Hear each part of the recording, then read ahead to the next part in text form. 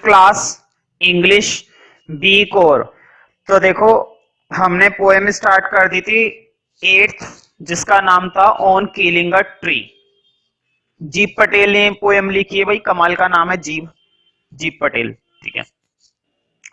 तो इस पोएम के अंदर उसने हमें बहुत ही अच्छे और विस्तृत तरीके से बताया है कि अगर तुम एक पेड़ को खत्म करना चाहते हो, पेड़ को मारना चाहते हो, हालांकि जो कि गलत है, रियल में प्रैक्टिकली अगर हम ऐसा करते हैं तो ये गलत बात है। हम पेड़ों को लगातार काटते जा रहे हैं, जबकि उन्हीं से हमें जीवन मिलता है और हमसे उन्हें जीवन मिलता है। तो हम एक दूसरे को क्यों काटें? पेड़ों को काटना मतलब हम अपने लिए खुद ही ज्यादा क्या करते जा रहे हैं, नुकसान करते जा रहे हैं। देखो पेड़ों को काटना वैसे तो बुरी बात है, इकोनॉमिकली इकोसिस्टम के लिए ये बात अच्छी बिल्कुल भी नहीं है, पर्यावरण के लिए ये बात बिल्कुल भी अच्छी नहीं है, ठीक है। लेकिन लकड़ियों का काटा जाना बहुत जरूरी है, क्योंकि इसका इस्तेमाल भी बहुत बड़े लेवल पर होता है। कमर्शियली लकड़ियों का उत्पादन, लकड़ियों का इस्तेमाल जगह जगह किया जाता है कमर्शियल लेवल पर, ठीक है। तो लकड़ियों का काटा जाना बहुत जरूरी है, लेकिन साथ ही साथ हमें क्या करना चाहिए, नए पेड़ भी लगाने चाहिए, नए पेड़ पौधे लगाने की शुरुआत करनी चाहिए, तब तो अच्छा रहता है। तुम काटो, लकड़ियां खूब काटो, पेड़ काटो, लेकिन साथ साथ हमें नए नए पेड़ पौधे लगाने की भी जरूरत पड़ेगी, ठीक है। तब तो ये बात थोड़ी सी जचती है, अदरवाइज दिक्कत रहेगी। तो killing a tree mainly basically ये बताया गया है कि यहाँ पर एक पेड़ को अगर तुम खत्म करना चाहते हो तो कैसे खत्म करते हो। मैंने पोएम को प्रॉपर तरीके से समझा दिया था और मैं उम्मीद करता हूं कि तुम्हें समझ में आ गया होगा। तो फिलहाल समय आ गया है इसके कुछ क्वेश्चन आंसर देखने का पोएम के। कैन अ सिंपल जेब of knife kills a tree. जेब का मतलब होता है प्रहार। जब हम किसी पर क्या करते हैं भाई, प्रहार करते हैं। फॉर एग्जाम्पल तुम्हारी फ्रेंड पढ़ रही थी आराम से डेस्क पर बैठकर, पढ़ते हैं ना भाई, तुम लोग तो पढ़ते नहीं हो, लेकिन तुम्हारी फ्रेंड पढ़ रही थी डेस्क पर, डेस्क पर ही पढ़ते हैं है ना, जमीन पे कौन पढ़ता है।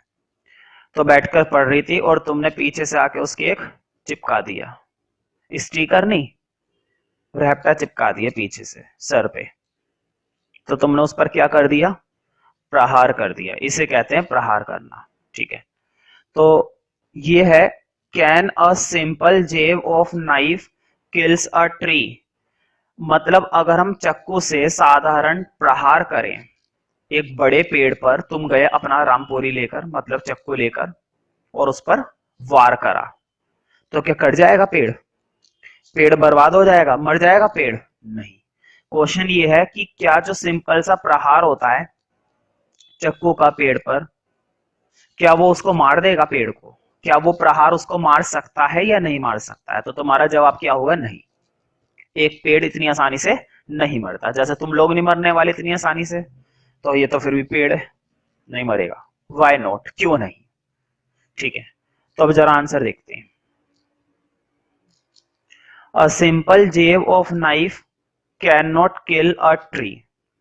अगर हम साधारण सा प्रहार करते हैं चाकू से पेड़ पर, can not kill a tree, तो उससे पेड़ नहीं मर सकता। मतलब एक साधारण सा वार एक पेड़ की जान नहीं ले सकता। Its roots go on curling inside. Curling का मतलब होता है, वैसे कहते नहीं है तेरे बाल तो यार बड़े कर्ली है, मतलब कि घुंघराले लच्छेदार, ठीक है। लेकिन यहाँ पर कर्लिंग का मतलब है कि उसकी जो जड़ें होती हैं वो कहां पर फंसी भी होती हैं, जमीन के अंदर फंसी भी होती हैं। और जब तक तुम किसी की जड़ों को नहीं हिला रहे तब तक तुम उसका कुछ भी नहीं बिगाड़ सकते, कुछ भी नहीं बिगाड़ सकते। तो उसकी जो रूट्स होती है वो कर्लिंग होती है inside the cave of the deep earth. पृथ्वी की गहरी, केव का मतलब ऐसे गुफा होता है, लेकिन यहाँ पर गुफा नहीं है। केव का मतलब है काफी गहराई, काफी अंदर तक उस पेड़ की जड़ें जो है कर्ल हुई भी होती हैं। कर्ल हुई मतलब धसी हुई होती हैं, फंसी हुई होती हैं, अंदर फैली हुई होती हैं। कर्लिंग का मतलब अंदर फैली हुई होती हैं। और जब तक तुम किसी की जड़ों को नहीं हिलाओगे तब तक तुम उसका कुछ भी नहीं बिगाड़ सकते। चाहे तुम इंसान की बात करो, चाहे तुम जानवर की बात करो, चाहे तुम पेड़ पौधों की बात करो। तो किसी की जड़ों पर वार करोगे तो उसको तुम 2 मिनट में ढेर कर दोगे, ठीक है। लेकिन अगर तुम किसी की जड़ नहीं हिला पा रहे हो तो तुम उसका कुछ भी नहीं बिगाड़ पाओगे। तो इंसान को अपनी जड़ें मजबूत रखनी चाहिए। जड़े का मतलब ये है जहां से उसने शुरुआत करी है ना, उसे वो चीज कभी भी नहीं भूलनी चाहिए कि वो क्या था। आज के समय में इंसान की यही बड़ी दिक्कत है, वो ये भूल जाता है कि वो क्या था, वो क्या था, और बहुत कुछ करने लगता है, बहुत कुछ सोचने लगता है, ठीक है। तो ऐसा नहीं करना चाहिए। They keep it well protected, वो जो जड़ें होती हैं वो उसको सुरक्षित रखती हैं। मतलब जड़ उस पेड़ का कुछ भी बिगड़ने नहीं देगी। अगर तुम पेड़ को आरी से काट भी दोगे ना, एक समय ऐसा होगा फिर से तेज वर्षा आएगी, उसको सनलाइट मिलेगी, पानी मिलेगा और वो फिर से एक विशाल पेड़ बन जाएगा। कोई कुछ नहीं बिगाड़ पाएगा जब तक उसकी क्या सलामत है, जड़। They keep it well protected, तो वो उसको बिल्कुल सुरक्षित रखती है। कौन रखती है, जड़ें। And it needs so much power, और अगर तुम इसको निकालना चाहते भी हो, मतलब अगर तुम जड़ों को बाहर निकालना चाहते हो, तो बताओ तुमने पेड़ हाथ से हिलाया और जड़ें बाहर निकल गई, क्या इतना आसान होता है, नहीं। It needs so much power, बहुत ताकत चाहिए, बहुत ज्यादा ताकत। For pulling and cut down, उसे खींचने के लिए, एंड कट डाउन, और उसे कट करने के लिए। वरना तुम्हारे बस की बात नहीं है, तुम्हारे बस की नहीं है। Its crust gets its feeding, क्यों, क्रस्ट का मतलब होता है परत, वो होती है ना मिट्टी की परत। उसे खाना पीना हर एक चीज कहां से मिलती है, जड़ों से ही तो मिलती है, ठीक है। क्रस्ट से मिलती है, क्रस्ट मतलब परत। तो परत की वजह से ही उसको खाने को मिलता है। And it becomes fully grown up, और वो डेवलप हो जाता है, बहुत ही ज्यादा बड़ा हो जाता है। ग्रोन अप का मतलब होता है बढ़ना, किसी के साइज में वृद्धि होना, उसका साइज बढ़ता है। विद द हेल्प ऑफ सन, सूरज की सहायता से, एयर, हवा की हेल्प से, वाटर एंड अर्थ। कहने का मतलब ये कि अगर तुम एक पेड़ को चक्कू से वार करते भी हो तो एक साधारण सा चक्कू का वार उसका कुछ भी नहीं बिगाड़ने वाला।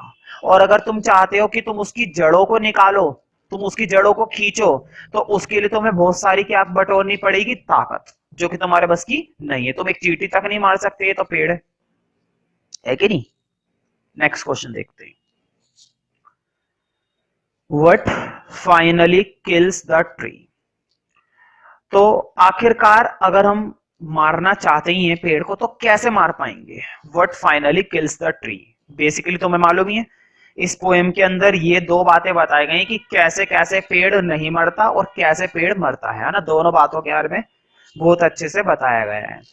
तो अब देखते हैं कि आखिर पेड़ को खत्म करना है तो how it can be possible. After pulling the tree, एक बार तुम्हें क्या करना पड़ेगा, पेड़ को खींचना पड़ेगा। अब ये मत कहना कि हाथ से तो खींचेगा नहीं, बिल्कुल मैं भी जानता हूं। एक पेड़ को खींचने के लिए मशीनों की सहायता ली जाती है, मैटाडोर की सहायता ली जाती है, ठीक है। हाथों से खींचने की बात नहीं हो रही, ठीक है। तो पुल करने के बाद करना क्या है, अब देखो। Its white and wet roots come out, तो अंदर से जो गीली गीली उसकी जड़ें होती हैं, व्हाइट कलर की जो जड़ें होती हैं वो बाहर निकल आएंगी क्योंकि तुमने उसको खींच दिया। It's source of strength goes so it can not grow again, जहां से उसको सारी ताकत मिल रही थी, स्ट्रेंथ का मतलब होता है ताकत, और सोर्स का मतलब होता है जरिया, स्रोत। मतलब जिस जरिए से उसको ताकत मिल रही थी वो जरिया बिल्कुल बाहर आ चुका है, मतलब कि उसकी जड़ें बाहर आ चुकी हैं। तुमने पेड़ को खींचा और पेड़ की जड़ें बिल्कुल बाहर आ गई, तो वो अब दोबारा से ग्रो नहीं करेगा। क्योंकि किसी की भी अगर तुम जड़ों पर वार कर देते हो, अगर तुम्हारा इरादा इतना पक्का है और तुमने मन में ठान लिया कि मैं इसकी जड़ें तक हिला दूंगा या जड़ें तक हिला दूंगी, ठीक है, तो तुम उसको हिला दोगे और तुम्हें कोई भी नहीं रोकने वाला, कोई रोकेगा ही नहीं, ठीक है। तो वो दोबारा ग्रो करेगा ही नहीं अगर तुमने उसकी सारी ताकत निकाल ली। ताकत किसमें होती है, पेड़ की। एक छोटे से छोटे पौधे की ताकत और एक बड़े से बड़े पेड़ की ताकत किसमें होती है, उसकी जड़ों में होती है। It falls dead on the earth, वो मृतक पड़ा रहेगा इस धरती पर? बताओ। पेड़ की जड़ों को उखाड़ो और उस पेड़ को ऐसी जमीन पर डालकर छोड़ दो और वो ऐसी मृतक पड़ा रहेगा। क्यों? क्योंकि उसकी जड़ें कहाँ आ चुकी हैं? बाहर आ चुकी हैं और अब तुम उसका बिगाड़ चुके हो। अभी तक मैं ये कह रहा था ना कि कुछ नहीं बिगाड़ पाओगे, कुछ नहीं बिगाड़ पाओगे, अब तुम उसका बिगाड़ चुके हो। ठीक है। It's branches and leaves become dry. उसकी शाखाएं, उसकी पत्तियां सूख जाएंगी। कैसी हो जाएंगी? सूख जाएंगी। भाई जब उसे जड़ों से खाना नहीं मिल रहा, पानी की मात्रा सही से नहीं मिल रही, ठीक है, तो पत्तियों में सूखापन तो आएगा ही, पत्तियां सूख जाएंगी। तो हमें मालूम है पत्तियों में क्या होती है? क्लोरोफिल होती है भाई। पत्तियों के अंदर ही क्या होती है? क्लोरोफिल होती है। तो वो भी सूख जाएंगी। Then it is finally killed. और ये वही क्षण होगा जब वो पेड़ पूरी तरीके से मर चुका होगा। देखा, आखिरकार हमने सीख ही लिया कि एक पेड़ को कैसे बर्बाद किया जाता है, मतलब एक पेड़ को कैसे खत्म किया जाता है।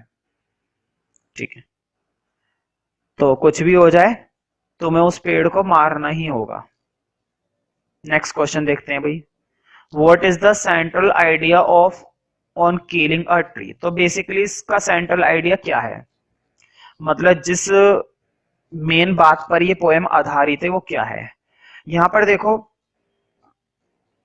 कवि ने हमें एक बहुत अच्छी बात बताने की कोशिश करी है कि पेड़ के अंदर भी क्या होती है? जान होती है। जैसे हम लोगों के चोट लग जाती है, खून निकलता है, बिल्कुल उसी प्रकार का वर्णन किसने करा है?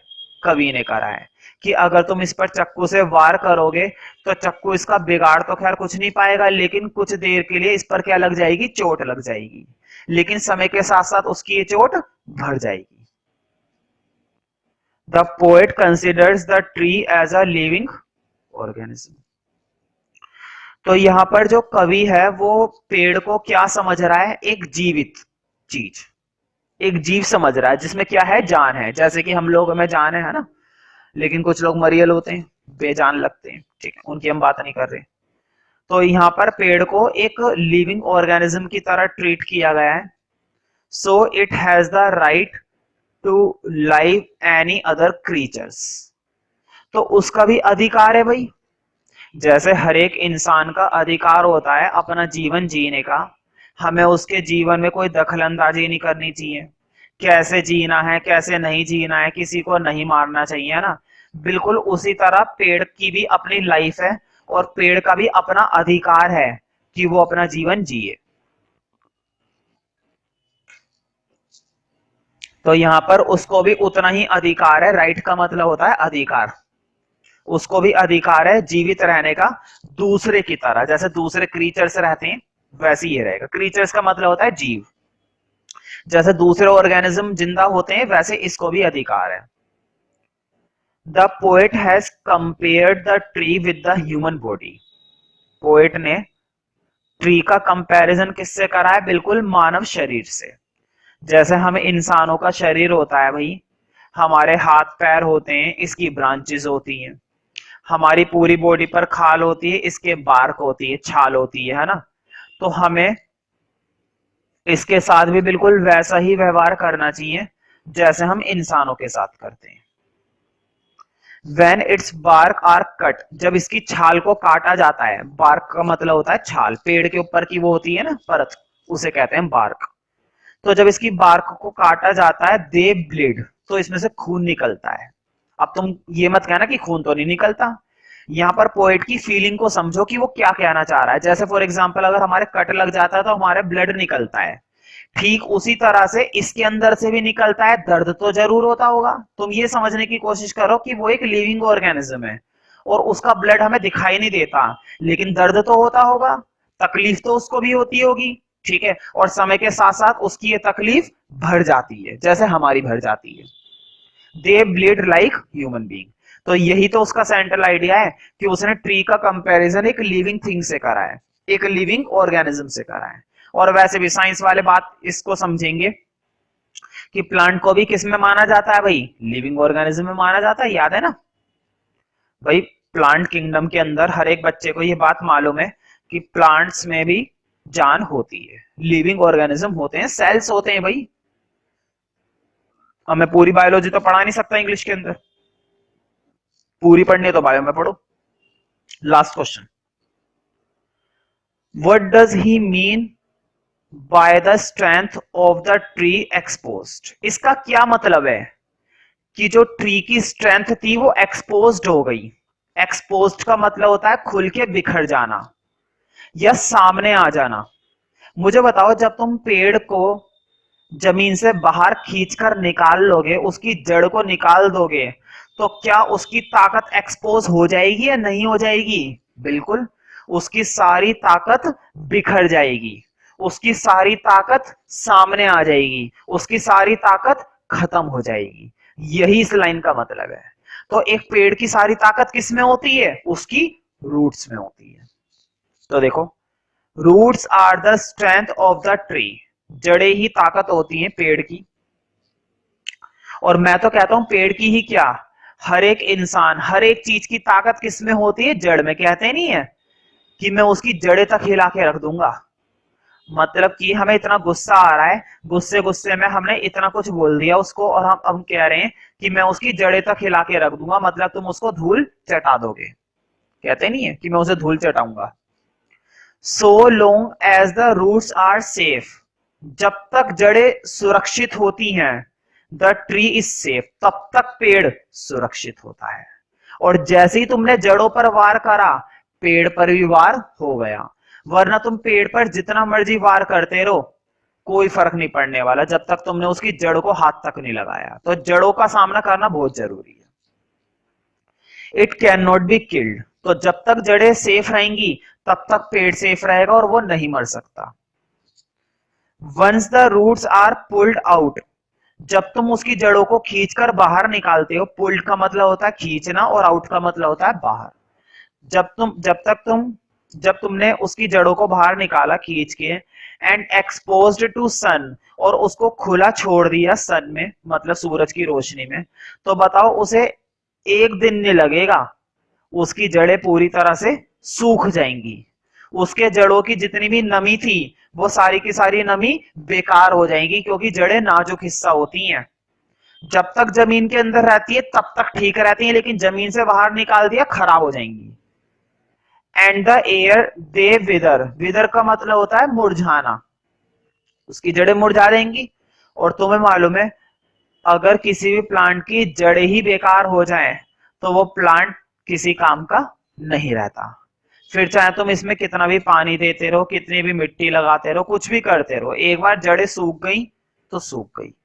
And the tree is finally killed, और तब जाकर अंत में ये जो पेड़ है ये अंत में पूरी तरीके से मर जाएगा, मतलब कि खत्म हो जाएगा।